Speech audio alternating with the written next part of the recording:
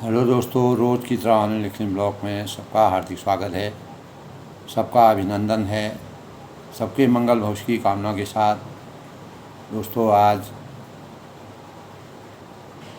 बड़ों को मेरा नमस्कार, छोटों को मेरा आशीर्वाद। मैं ठीक हूँ, आशा करता हूँ कि आप ठीक होंगे। रामचरितमानस के उत्तरकांड के प्रसंग में दोस्तों,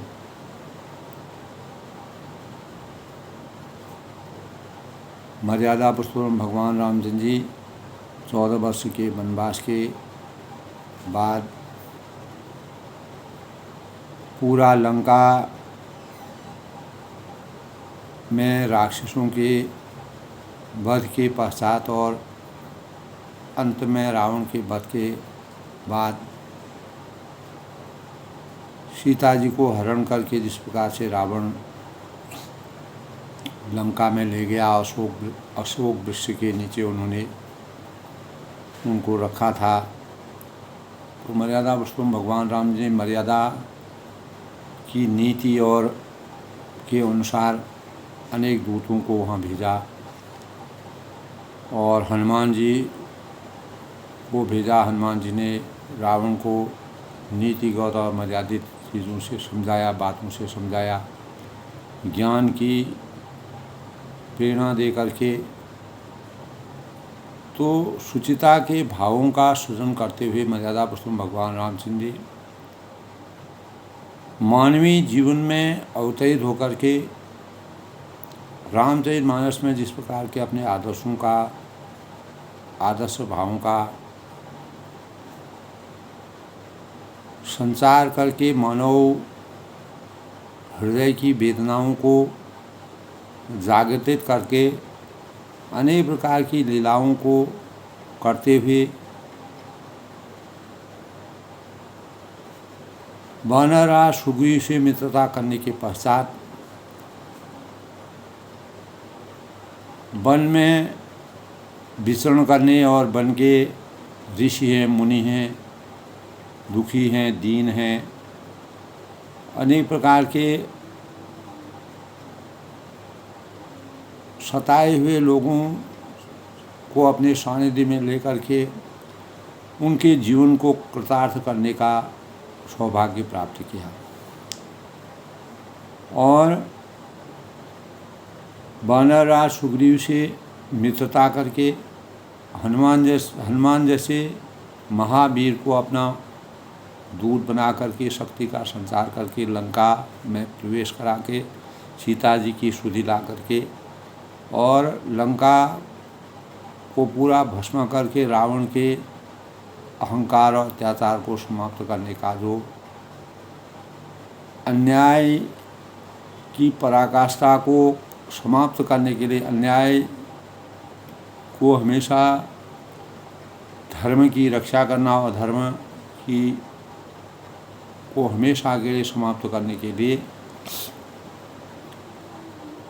मर्यादा के अनुकूल भावों का सृजन करके रावण पर विजय प्राप्त किया और विभीषण जैसे भक्तों को अपने शरण में लिया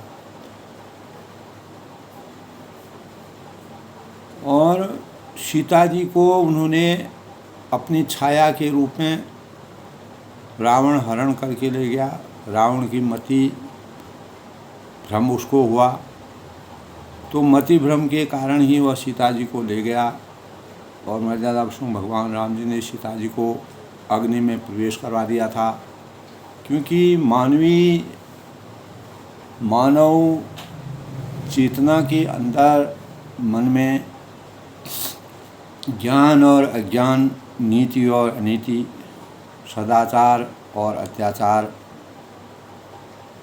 बुराई और अच्छाई के बीच, सत्य और असत्य के बीच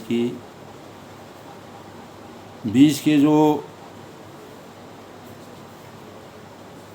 जो भाव होते हैं, उन भावों को सजो कैसे, किस प्रकार से हम सत्य और असत्य के बीच के दूरी को किस प्रकार से प्रकट कर सकते हैं।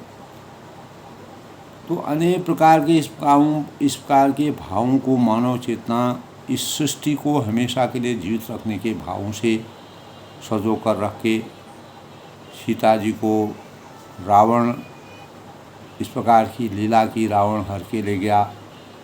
और उसके बाद हनुमान जी ने लंका दहन किया और तत्पश्चात अंगद को भेजा गया। अनेक प्रकार के अवहेलना के पात्र न बन के, चाहे वह वनवास के समय का हो, राज्याभिषेक का, जब वनवास के बाद भरत जी का राज्याभिषेक किया गया उस अवसर पर वन में जब भरत जी उनको लौटाने गया उस समय का है।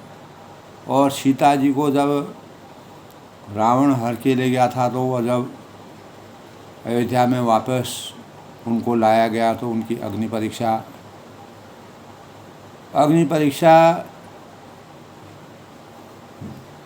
में जो पवित्रता की सूचक के रूप में वास्तविक सीता का प्रकट होना, वही सीता जो है, जो दोस्तों मर्यादा पुरुषोत्तम भगवान राम जी मंत्रणा करके सीता जी को अग्नि में प्रवेश करने के लिए विवश किया, मानव चेतना को जगाने के लिए, और उसी सीता वास्तविक सीता का उदय हुआ। ऐसा हमारे शास्त्रों और हमारे गूढ़ रूप में अगर हम रचना करते हैं, सुनते हैं भावों को, तो हमें इस प्रकार का ज्ञान होता है। तुलसी कृत रामायण में ऐसा प्रसंग है, मर्यादा पुरुषोत्तम भगवान राम जी ने मंत्रणा सीता जी से की, कैकेयी जी से की। उसी मंत्रणा के परिणाम स्वरूप उन्होंने मानव लीला को 14 साल के वनवास के दौरान राक्षसों के अंत करने के लिए, देवताओं के लोक कल्याण के लिए और ऋषि मुनियों के जीवन को सार्थक बनाने के, दीनहीन लोगों को ज्ञान के प्रकाश से सृजित करने के लिए और राक्षसों का हमेशा अंत करके उन्हें मोक्ष की प्राप्ति करना भी उनके जीवन का एक उद्देश्य था। तो इसी परिप्रेक्ष्य में मर्यादा पुरुषोत्तम भगवान राम जी का जब अयोध्या में वह पुनः प्रवेश करते हैं 14 साल के वनवास के दौरान, तो उनके आचार विचार, उनके प्रजा से जो स्नेह है, जो भाव है, भाइयों से जो स्नेह है, माता और गुरु बंधुओं से जो स्नेह है, तो संपूर्ण वृत्तांत का एक एक भाव तुलसीदास जी ने बड़े ही सुनिश्चित ढंग से, व्यवस्थित ढंग से मानव चेतना में पारिवारिक स्तर से लेके, सामाजिक स्तर से लेके, आध्यात्मिक स्तर से लेके, भावात्मक स्तर से लेके सभी प्रकार के भावों का सृजन करके अंततोगता जब वह अयोध्या में पुनः लौटते हैं, वहाँ का वातावरण देखते हैं, राम राज बैठे त्रिलोका हर्षित भये गए सब शोका।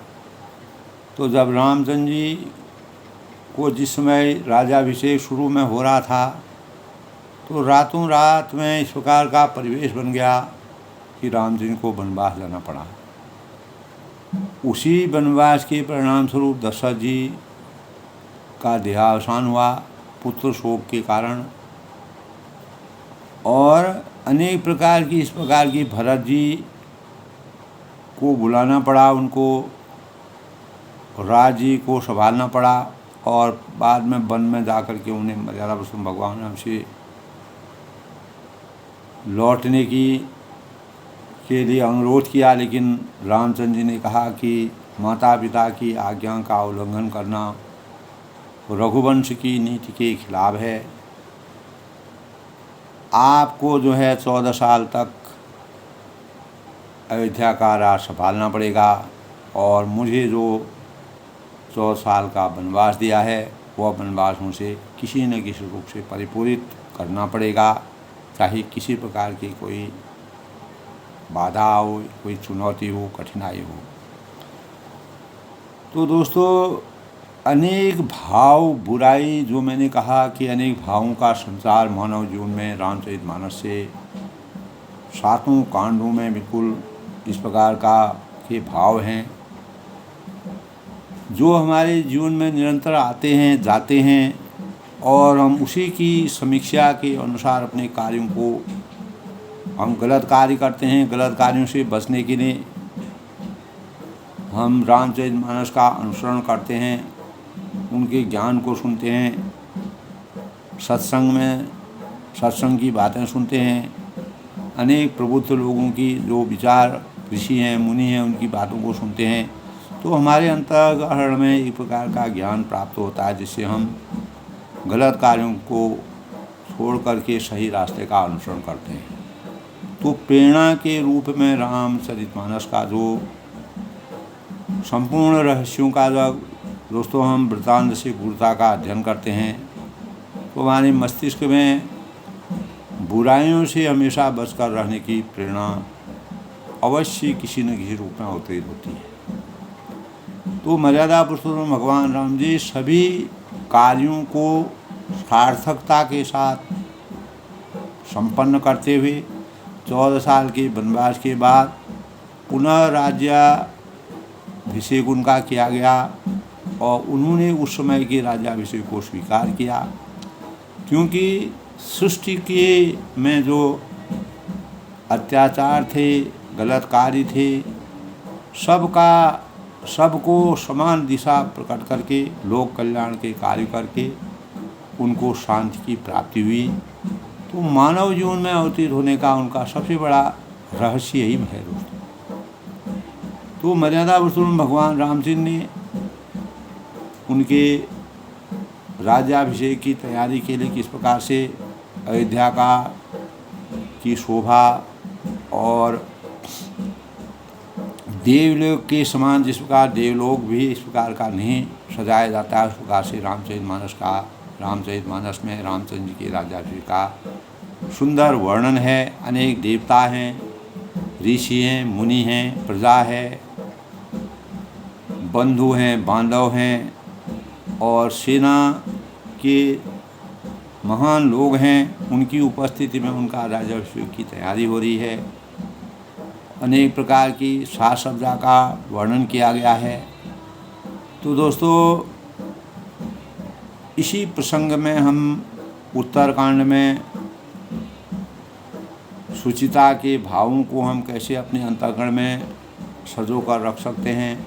राम राज्य यानी मर्यादा पुरुषोत्तम भगवान राम जी राज्याभिषेक हो जाता है और उसके बाद मर्यादा पुरुषोत्तम भगवान राम जी उत्तरकांड में आगे तुलसीदास जी कहते हैं कि किस प्रकार का वृत्तांत होगा, कलिकाल में हमको किस प्रकार के जीवन को यापन करना पड़ेगा, उसका संपूर्ण विस्तार से वर्णन है। दोस्तों आज के प्रसंग में दोस्तों अगर हम आज का सूक्ष्म पंचांग का पहले वर्णन करते हैं, प्रसंग रखते हैं। आज का पंचांग दोस्तों 26 जुलाई 2024 सावन माह के कृष्ण पक्ष की षष्ठी तिथि, आज शुक्रवार का दिन। षष्ठी तिथि दोस्तों 11:30 तक रहेगी, उसके बाद सप्तमी तिथि का प्रारंभ हो जाएगा। आज सूर्य दोस्तों कर्क राशि में प्रवेश करेंगे और सुकर्मा योग 1:32 तक सुकर्मा योग, उसके बाद धृति योग करणगर 12:42 तक और बाद में वणिज 11:30 तक, बाद में विष्टि है दोस्तों। इस प्रकार आज का दिन शुभ फलदायक मांगलिक कार्यों को करने की सूचिता वाला माना गया है हमारे ज्योतिष शास्त्र के अनुसार। और आज के नक्षत्र की बात करें तो दोस्तों उत्तर भाद्रपदा नक्षत्र का योग है। चंद्रमा मीन राशि में प्रवेश करेंगे, रात दिन चंद्रमा जो है मीन राशि में विचरण करते रहेंगे। आज के शुभ मुहूर्त की बात करें तो अभिजीत मुहूर्त दोस्तों 12:07 से 12:59 तक। आज का अमृतकाल 10:02 से 11:31 तक और आज ब्रह्म मुहूर्त दोस्तों 4:23 से 5:11 तक। और आज का सूर्योदय 5:39 पर सूर्योदय और सूर्यास्त जो है 7:16। इस प्रकार आज की शुभ पंचांग रामचरितमानस के प्रसंग से पहले शुभ पंचांग की शुरुआत सबके सुफल मंगल भविष्य के लिए, सुचिता के लिए और अनेक प्रकार के भावों, क्या हमको करना चाहिए क्या नहीं करना चाहिए, और सभी का ज्ञान हल्का जो सूक्ष्म रूप में हमें होता है दोस्तों। इसी प्रकार आज का दिन शुक्रवार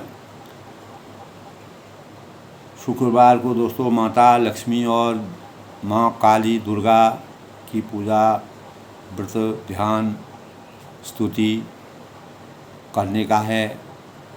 माँ लक्ष्मी का आशीर्वाद, वैभव लक्ष्मी के रूप में माँ का आशीर्वाद प्राप्त होता है। अनेक प्रकार की धान्य से पूर्ति होती है। हमारे जीवन में शुचिता का संचार होता है। दुर्गा माता शक्ति की प्रतीक, जिनके पूजन से हमारे मर्यादा पुरुषोत्तम भगवान रामचंद्र ने भी दोस्तों रण के मैदान में जब रावण के सिर बार बार उतर रहे थे, बार बार लग रहे थे, तो मर्यादा पुरुषोत्तम भगवान राम ने देवी की शक्ति को पुकारा और देवी शक्ति प्रकट हुई। उसके परिणाम स्वरूप उनको देवी की शक्ति का अवतरण हुआ और शक्ति की प्रतीक के रूप में सूर्यदेव और देवी शक्ति से उन्होंने रावण पर विजय प्राप्त करने के इस प्रकार का चमत्कार उनके अंतःकरण में आया। एक तरफ से शक्ति उनके अंदर प्रवेश की, दूसरी तरफ से प्रकाश का जो संचार तेज उनके अंतःकरण में गया, तो उनको रावण के वध करने में पूर्ण सहायता। यूँ तो परम ब्रह्म परमेश्वर थे, लेकिन दोस्तों मानवीय जीवन की पराकाष्ठा को सही ढंग से निर्वहन करने के लिए हर देवता के स्वरूप का ध्यान रखना उनके चिंतन में था। तो शुक्रवार को जो है माँ संतोषी की भी पूजा की जाती है। 9 माह तक जो संतोषी माता का व्रत रखते हैं मनोवांछित फलों की प्राप्ति होती है, ऐसा हमारे ज्योतिष शास्त्र में कहा गया है। गुरु शुक्राचार्य जो दैत्यों के गुरु थे, उनका भी आज शुभ दिन माना जाता है। और माँ लक्ष्मी और दुर्गा की व्रत पूजा, ध्यान, स्तुति विधि विधान से करने पर अनेक प्रकार के मनोवांछित फलों की प्राप्ति हमको होती है। जिन लोगों का जन्म शुक्रवार को होता है दोस्तों, लक्ष्मी व दुर्गा की कृपा उन पर बनी रहती है। एक तरफ से धन धान्य से परिपूर्ण होते हैं, दूसरी तरफ शक्ति के प्रतीक, शक्ति का संचार में होता है। शुक्रवार को शुक्रदेव और माँ लक्ष्मी, इस दिन जो भी जातक जन्म लेते हैं वो भौतिक सुख सुविधाओं से और अनेक प्रकार के शौकीन और जिज्ञासु प्रवृत्ति के होते हैं, ऐसा हमारे शास्त्रों में। और इस दिन जन्म लेने वाले जातकों का जीवन विशेष आरामदेह होता है। इस दिन दोस्तों दान पुण्य, धन का दान करना या दान पुण्य करने से लक्ष्मी माता की कृपा बरसती है और पूजा अर्चना करने से हमारे अनेक प्रकार के जो चिंतन हैं, चिंताएं हैं, वो हमेशा के लिए दूर होती हैं। तो जीवन के सच को समझने के लिए दोस्तों यानी हमको अपने जीवन को और कर्म क्षेत्र को पूर्ण करने के लिए हमें अपने कर्म क्षेत्रों को, भावों को संचित करने के लिए माँ का आशीर्वाद प्राप्त होता है और शुक्रदेव की कृपा होती है। इसी के अनुसार दोस्तों हम शुक्रदेव की पूजा अर्चना करते हैं।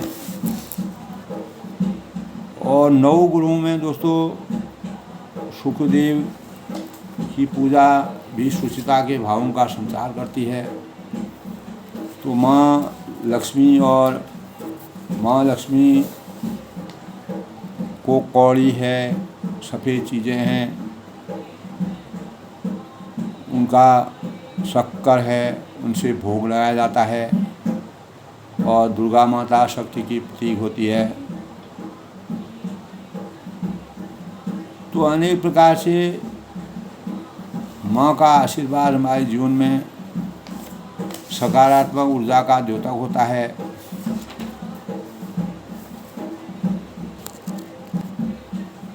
तो दोस्तों, रामचरितमानस के उत्तरकांड में काकभूषण जी गरुड़ से कहते हैं कि ये पक्षीराज गरुड़ जी सुनिए, हम इस समय ब्रह्मा जी, शिव जी और मुनियों के समूह तथा विमानों पर चढ़कर देवता आनंद कंद भगवान के दर्शन के लिए पधारे हुए हैं। अनेक देवताओं का समूह है मर्यादा पुरुषोत्तम भगवान राम के राज तिलक के सुंदर सुहावन दृश्य को देखने के भावों को संजो करके देवलोक से आकर के दर्शन करते हैं, साक्षात परमात्मा के दर्शन करते हैं।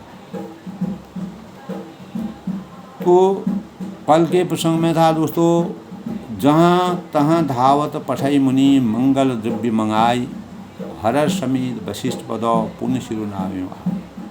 यानी जहाँ कहीं से भी कोई मंगल कार्य को करने के लिए, राजतिलक के कार्य को संपन्न करने के लिए अनेक प्रकार की वस्तुएं मंगा करके हर्ष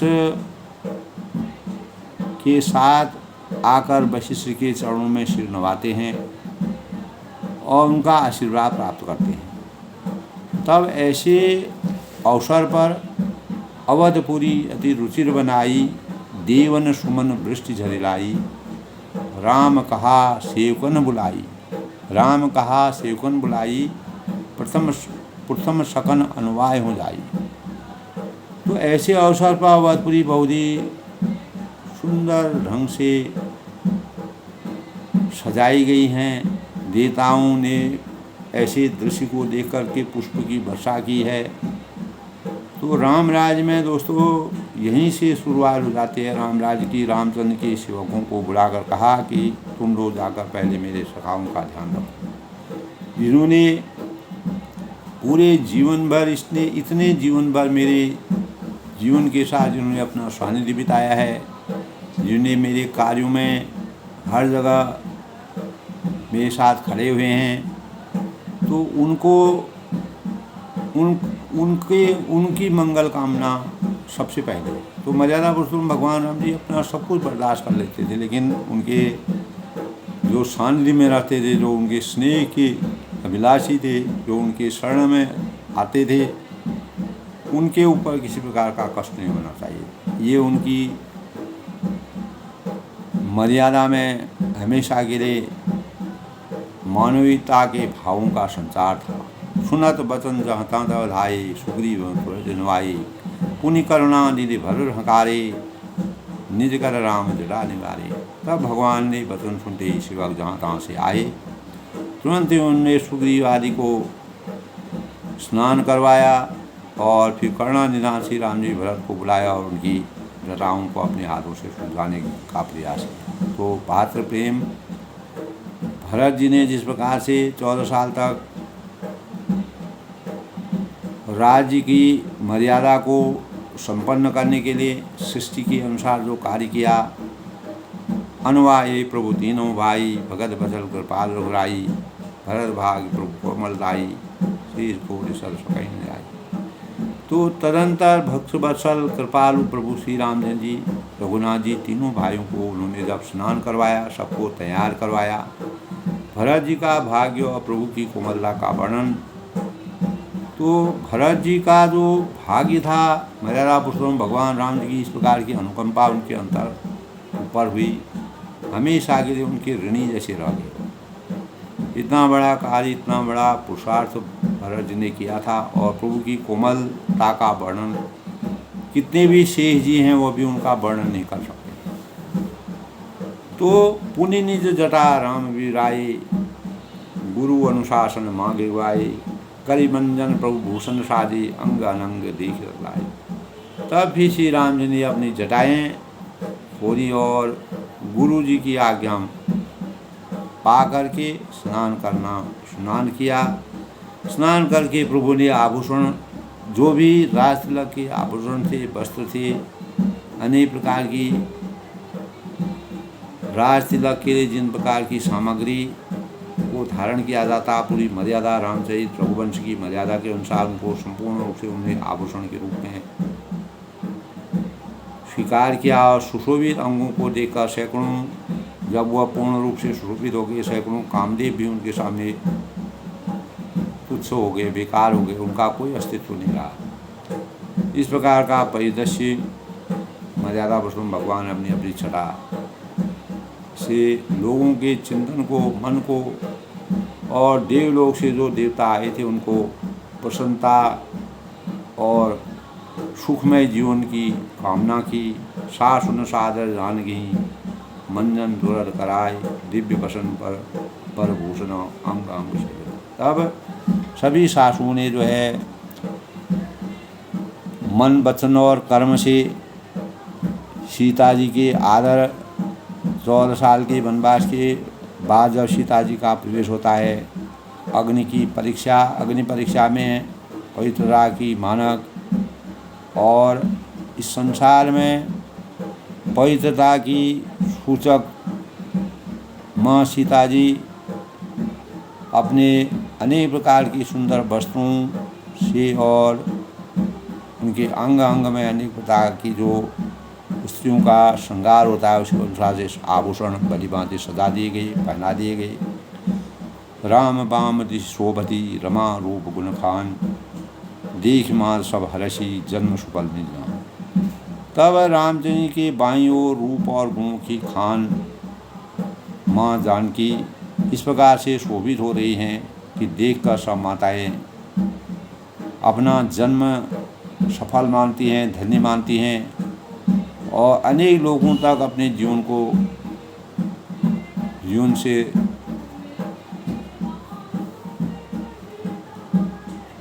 धन्य होने का भाव प्रकट करते हैं। सुन खगे स्थिति ही अवसरो, ब्रह्मा शिव मुनि ब्रह्म, चढ़ विमान आए सब सुर देखन। तो ऐसे सुंदर स्वरूप को देखने के लिए, राज तिलक के सुंदर आभा मंडल को देखने के लिए मर्यादा पुरुषोत्तम भगवान राम जी और जानकी जी जिस प्रकार से 100 साल के वनवास के दौरान के बाद अनेक प्रकार की कठिनाइयों, परेशानियों और चुनौतियों और मानव चेतना को जगा करके जो कल्याणकारी कार्य करके इस सृष्टि के भावों को हर हालत में सुसज्जित और समभावों का संदेश देते हुए अयोध्या में राज तिलक के आसन पर दिव्य विराजमान होते हैं। तो ऐसे अवसर पर अनेक देवता भीमामनु चढ़कर मुनि हैं, देवता हैं, देवलोक से आनंद गंध भगवान के दर्शन करने के लिए आते हैं। तो दोस्तों इस प्रकार से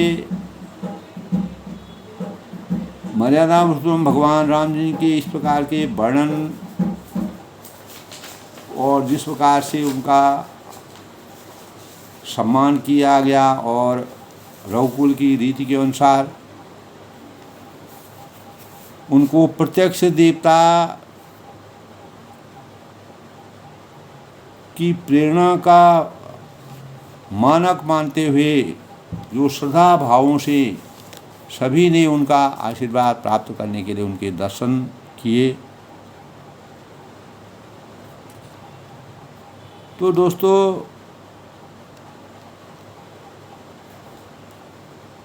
हमारे मनु स्मृति के अनुसार अगर हम अपने भावों को जानना चाहते हैं तो मनुस्मृति के अनुसार गुरुजन हैं, माता हैं, पिता हैं, गुरुजन वृद्धजन हैं एवं श्रेष्ठ जनों को सर्वदा प्रणाम तथा उनकी सेवा करने वाले मनुष्य की आयु, विद्या, यश और बल हमेशा चारों ओर उनका बल का प्रभाव बढ़ता रहता है। हमारे मनुस्मृति में इस प्रकार के भाव हैं। तो आगे कहा गया है कि दोस्तों, जो 100 आचारों से बढ़कर एक पिता होता है और पिता के 1000 गुना से अधिक माता गौरवमयी होती है। इसीलिए मर्यादा पुरुषोत्तम भगवान राम जी ने अपने जीवन में माता पिता के भावों को, उनके आज्ञा का कभी भी उल्लंघन करने का, किसी हालत में उनके आज्ञा का उल्लंघन करना उनके लिए, उनके जीवन का कोई उनका आदर्श यही था कि माता पिता के किसी भी भावों का उल्लंघन न किया जाए। तो इससे तो मनुस्मृति में दोस्तों इस प्रकार के भाव हैं। इससे यह प्रमाण होता है कि ये तीनों हमारे प्रत्यक्ष देवता के समान हैं और इसीलिए इन तीनों की तन, मन और धन से सेवा करनी चाहिए। ऐसा हमारा विधि विधान कहते हैं, ऐसी हमारी मर्यादा कहती है। रघुवंश की रीति और मर्यादा यही कहती है। तो इन तीनों को संतुष्टि रखना ही हमारा सबसे बड़ा धर्म है और सबसे बड़ी पूजा यही है। इस संसार में इन तीनों देवताओं को रोज साक्षात्कार होता है। इसकी नित्य सच्चे मन से सेवा करनी चाहिए। यही इस युग में सर्वोपरि धर्म है। यही 14 साल के वनवास के दौरान सृष्टि के सुंदर सृजन के लिए मर्यादा पुरुषोत्तम भगवान राम जी ने अनेकों जगह जा कर के इस प्रकार की प्रेरणा से लोगों के भावों को संचित किया। तो ग्रंथों में दोस्तों माता पिता गुरु को ही श्रेष्ठ माना गया है। साधारण तरीके से भी दोस्तों अगर देखा जाए तो माता पिता का स्थान जो जन्म देने वाले होते हैं, तो इस सृष्टि में जिनके द्वारा कोई भी ऋषि है, मुनि है, देवता हैं, किसी भी अपने साधना के बल पर जो ऊंचे स्थान पर पहुंचते हैं, वो भी माता से ही पैदा, उनका जन्म माता से ही होता है। इसीलिए ग्रंथों में माता पिता गुरु हमको रास्ता बताते हैं, ज्ञान देते हैं, सही मार्ग में चलने की प्रेरणा देते हैं। तो उनको खुश रहना ही हमारा परम कर्तव्य है। और संसार में माता पिता गुरु से श्रेष्ठ इस संसार में कोई भी वस्तु नहीं है, अगर हम गूढ़ता के साथ अगर इसका अध्ययन करें। तो हमारे संस्कारिक होना, नियमों में बंधे रहना, अपने संस्कारों के अनुसार कार्यों को आगे बढ़ाना, नियमों में बंध करके अपने जीवन को आगे बढ़ाना, यह मनुष्य के हित में होता है। इससे हमारा जीवन कृतार्थ होता है। माता पिता गुरु की आज्ञा का पालन भी मनुष्य व समाज के हित में रहता है। इससे सामाजिक परिदृश्य में अनेक प्रकार के विचारधाराएँ जाती हैं, प्रेरणाएँ जाती हैं और असंभव भी संभव में परिवर्तित हो जाता है। उनकी अवहेलना करके अप्रत्यक्ष देवता भी आराधना करना ठीक नहीं था। हम अगर माता पिता की अवहेलना करते हैं, हजारों देवताओं को पूजें, लेकिन हम सार्थक जीवन यापन नहीं कर सकते। तो जिन प्रत्यक्ष देवता की सेवा में अर्थ, धर्म, काम और तीनों की प्राप्ति होती है, जिनकी पूजा से तीनों लोगों की पूजा से बढ़कर जो है, उनके समान पवित्र संसार में और कोई भी नहीं है। इसीलिए दोस्तों भक्ति और ज्ञान जीवन की सार्थकता के लिए, जीवन की मानकता को बढ़ाने, जीवन के प्रमाण में सच्चे कार्यों के लिए अग्रसित होने के लिए और सही मार्ग का अनुसरण करने के लिए ज्ञान, विवेक, बुद्धि और विद्या की आवश्यकता परम आवश्यक है। क्योंकि दोस्तों युधिष्ठिर ने एक बार भीष्म पितामह से उनकी अनुमति पाकर प्रश्न किया था कि धर्म पर चलने का मार्ग क्या होता है, यह मेरे को बताइए। वह आशीर्वाद दें, मैं किस प्रकार से धर्म की नीति के अनुसार अपने जीवन को उदात्त बनाऊं, प्रखर करूं और धर्म की नीति और मर्यादा के अनुसार अपने कार्यों को वो हमेशा के लिए इस प्रकार के कार्यों में निरंतर लगा रहूं। तब पितामह ने दोस्तों यही कहा था कि माता पिता गुरु की सेवा करना सबसे बड़ा धर्म है। हमारे मनुस्मृति में भी धर्म की नीति भी, मर्यादा में भी और हमारे संस्कारों में भी यही भाव हैं दोस्तों। महात्मा विदुर ने भी कहा है कि माता पिता की सेवा 7 द्वीपों की परिक्रमा के समान है। जब हम 7 द्वीपों की परिक्रमा करते हैं, उससे भी बढ़कर माता पिता की पूजा का सानिध्य है। और रामचरितमानस में दोस्तों गोस्वामी जी ने भी कहा है कि जो पुत्र अनुचित और उचित का विचार छोड़कर पिता के वचनों का पालन नहीं करते हैं, वह सुख और सुयश के पात्र बनकर स्वर्ग में वास करते हैं। यानी जो पुत्र अनुचित और उचित का विचार छोड़कर माता पिता के वचनों का हमेशा अनुसरण करते हैं, पालन करते हैं, वह सुख और सुयश के पात्र बनकर स्वर्ग में वास करते हैं। वह हमेशा स्वर्ग के वासी होते हैं, उनको हमेशा के लिए मोक्ष की प्राप्ति हो जाती है।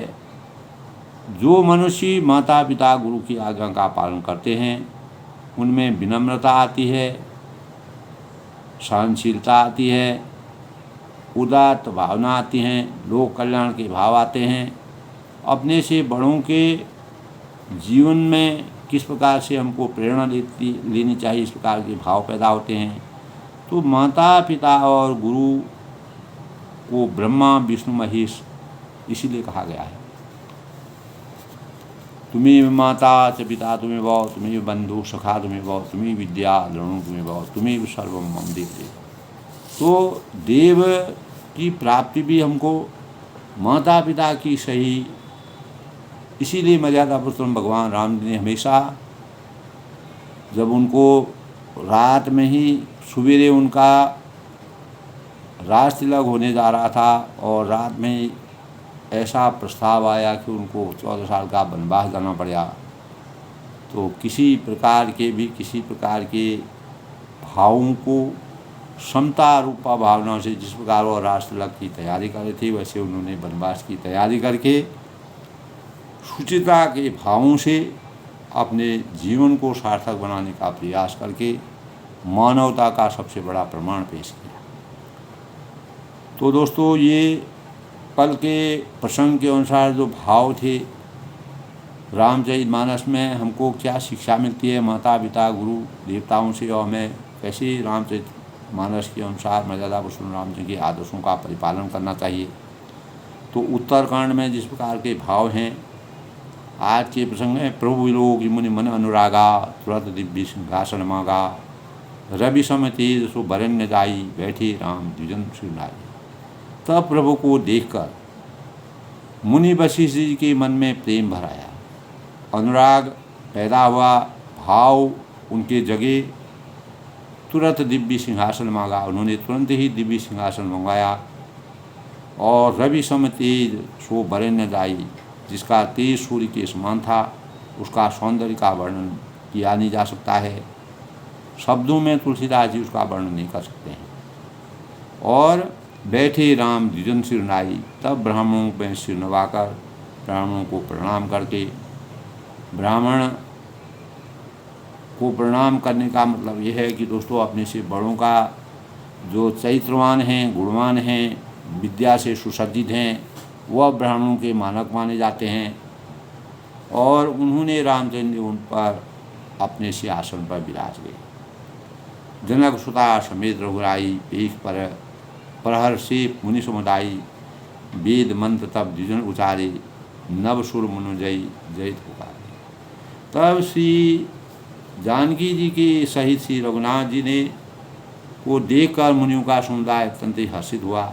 जनक सुता समेत रघुराई, पेख पर प्रहर से मुनि समुदाय, तो मुनियों का समुदाय जो है अत्यंत ही हर्ष से आनंद की अनुभूति का एहसास करने लगा। वेद मंत्र तब द्विजन उचारे, तो दोस्तों ब्राह्मण वेद मंत्रों का उच्चारण करते हैं, उनको ज्ञान होता है, वेदों का अध्ययन करते हैं। तो कलिकाल में दोस्तों इस प्रकार के ब्राह्मणों का भी कमी है। निरंतर उस प्रकार के लोगों का अंतर्ध्यान होता जा रहा है। तो ब्राह्मणों उस समय के परिवेश में दोस्तों ब्राह्मणों ने जिस प्रकार के वेद मंत्र का उच्चारण किया, वह वास्तविक और उसमें परमात्मा की दिव्य अनुभूति के भावों का संचार था। नव सुर मुनि जय जयित पुकारे, तब आकाश में देवता मुनि की जय हो, ऐसी पुकार, ऐसी गर्जना हुई। ऐसा हर्षोल्लास चारों तरफ, अयोध्या का वातावरण इतना प्रखरित हो गया कि लोगों में रघुवंश की मर्यादा को परिपूर्णित करने के जिस प्रकार से भाव व्यक्त हुए, वह अकथनीय है, अवर्णीय है। प्रथम तिलक वशिष्ठ मुनि कीना, पुनि सब विप्र आयुष दीना, शुद्ध विलोक हर्षी महतारी, बार बार आरती उतारी। तो सबसे पहले मुनि वशिष्ठ जी ने तिलक किया, जो उनके कुलगुरु थे। कुलगुरु के सानिध्य में उन्होंने अनेक प्रकार की शिक्षाएं प्राप्त की थी। पुनि तब विप्र आयुष दीना, तब उन्होंने सब ब्राह्मणों ने को तिलक करने की आज्ञा दी। और शुद्ध विलोक हर्षी महतारी, मर्यादा पुरुषोत्तम भगवान राम जी की इस प्रकार की आभा को देख करके सभी माताओं ने हर्ष का अनुभव किया, खुशी की अनुभूति, हर्षोल्लास से उनका शरीर पुलकित हो गया, विह्वल हो गया। बार बार आरती उतारी और बार बार वो परमात्मा की आरती उतार करके अपने को धन्य कहने लगे। अंतरात्मा पूर्ण रूप से संतुष्ट हो गई। सभी प्रकार के दोष हैं, अज्ञान है, द्वेष है, राग है, क्रोध है, लोभ है, मोह है, सब पूर्ण रूप से समाप्त हो गया। और विप्रन दान विविध विधि दीने, जाचक सकल अजाचक कीने, सिंहासन पर त्रिभुवन साईं देख स्वरण दुंदुभी बजाई। तब उन्होंने ब्राह्मणों को अनेकों प्रकार के दान दिए, जो समय की परंपरा थी। संपूर्ण याचकों को अचानक, यानी याचकों को अचानक इस प्रकार के भाव उनके अंतःकरण में आ गए। सिंहासन पर त्रिभुवन साईं देख स्वरण दुंदुभी बजाई। और तब के राजगद्दी पर बैठे हुए और राज सिंहासन बैठे हुए मर्यादा पुरुषोत्तम और जानकी जी के सुंदर आभा का दर्शन किया, तो ब्राह्मणों को उन्होंने पूर्ण रूप से मालामाल कर दिया।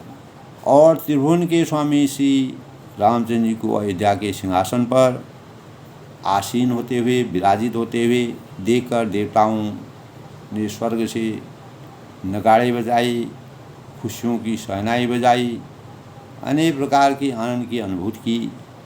और तब अयोध्या में स्वर्ग का जैसा एहसास होने लगा। नव दुंदुभी बाजहीं, विपुल गंधर्व किन्नर गावहीं, नाचहीं अप्सरा वृंद परमानंद सुर मुनि पावहीं। भरतादि अनुज विभीषण अंगद हनुमादि समेत दे, गहे छत्र चामर व्यजन, धनु ऐसी चर्म शक्ति विराज रही है। आकाश में, उस परिवेश में दोस्तों, आकाश में बहुत से नगाड़े बज रहे हैं, गंधर्व और किन्नर गा रहे हैं और अप्सराओं के झुंड नाच रहे हैं। देवता और मुनि परमानंद की प्राप्ति कर रहे हैं और भरत, लक्ष्मण और शत्रुघ्न, विभीषण, अंगद, हनुमान, सुग्रीव आदि सहित भरत आदि अनुज, विभीषण, अंगद, हनुमान आदि समेत थे सभी, यानी भरत हैं, लक्ष्मण हैं, शत्रुघ्न हैं, विभीषण हैं, अंगद हैं, हनुमान हैं और सुग्रीव हैं आदि सहित क्रमशः छत्र, चंवर, पंखा, धनुष, तलवार, ढाल और शक्ति लिए हुए शोभित। उनके शस्त्र थे, अस्त्र थे उनके, वह उन अस्त्रों को हमेशा अपने शरीर पर धारण करते थे।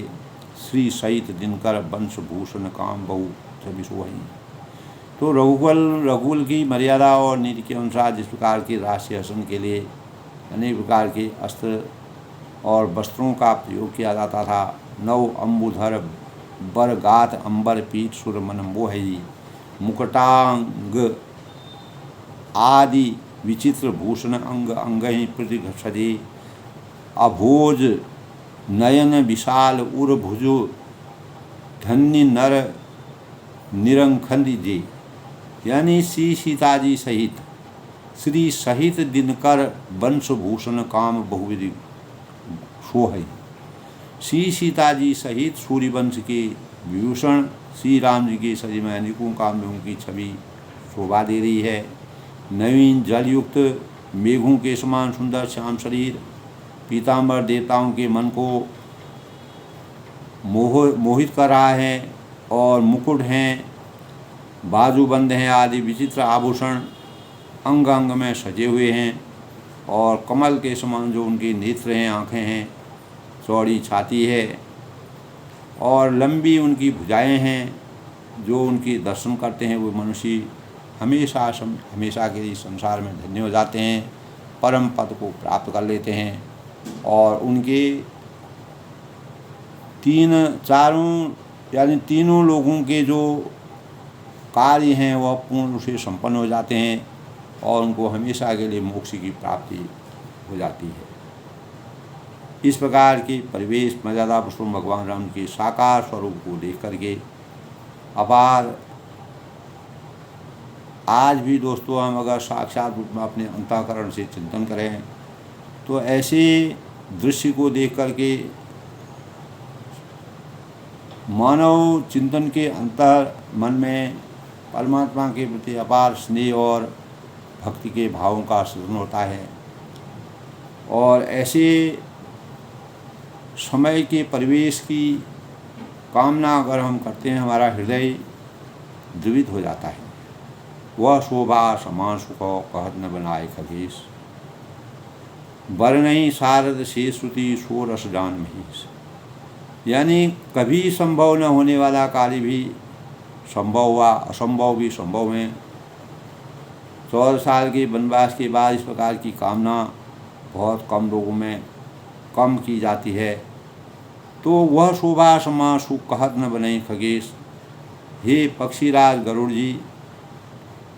तब जो है काकभूषण जी गरुड़ से कहते हैं कि वह शोभा, वह समाज, वह सुख, जो अपार छवि, इस प्रकार का दृश्य का वातावरण मैंने सभी देवताओं ने उसका अनुभव किया तो मुझसे कहते नहीं बनता है। तुलसीदास जी ने इस प्रकार का वर्णन किया है कि वह शब्दों में उसका वर्णन नहीं हो सकता है। बर नहीं सारद शेष श्रुति सो रस जान महेश, और हे पक्षीराज गरुड़ यानी सरस्वती जी, शेष जी और वेद निरंतर उनका वर्णन करते हैं और उनका रस आनंद महादेव जी भी जानते हैं।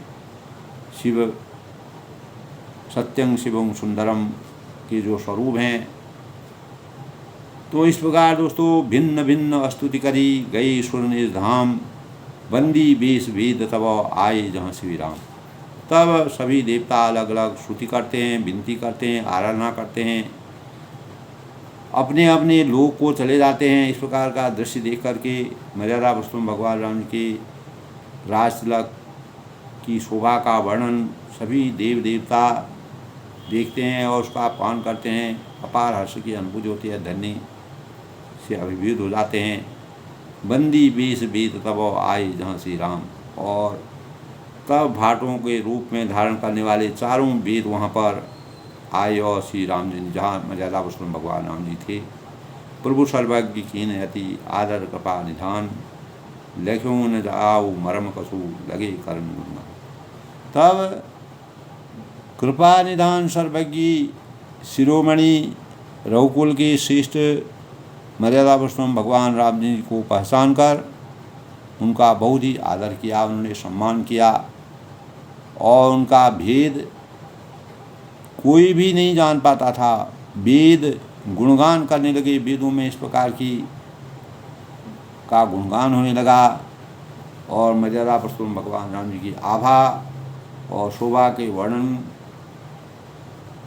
तुलसीदास जी कहते हैं कि शब्दों से उनका वर्णन नहीं किया जा सकता है। तो इस प्रकार की जो अपार छवि है वह छवि पुनः लौट करके अयोध्या में प्रवेश कर गई। यानी सब राम राज बैठे त्रिलोका हर्षित भये गए सब शोका।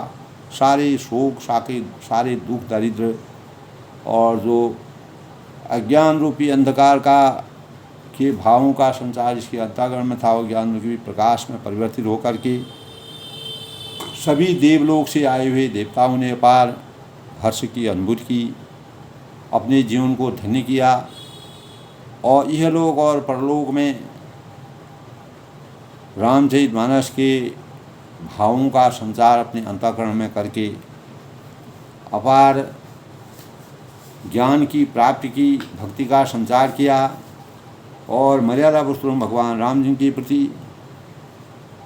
भावभीनी जो श्रद्धा उनके अंतःकरण में थी उसका संचार किया। तो मर्यादा पुरुषोत्तम भगवान रामचंद्र ने दोस्तों इसी प्रकार मानव जीवन को जिस प्रकार से चरितार्थ किया, उत्तरकांड में पूरा प्रसंग इस प्रकार से उनके सबके मंगल भोग की कामना उनके अंतःकरण में थी, वही जीवन उनका पुनः अयोध्या पुनः अपने पूर्ण रूप में परिवर्तित अवतरित हो गई। सब जगह सुख और शांति का आभास हुआ। आज के प्रसंग में अपनी वाणी को विराम देते हुए सबके मंगल भोग की कामना के साथ आज का प्रसंग बस इतना दोस्तों। कल फिर मिलते हैं, तब तक के लिए सबको नमस्कार, सबको मेरा अभिनंदन।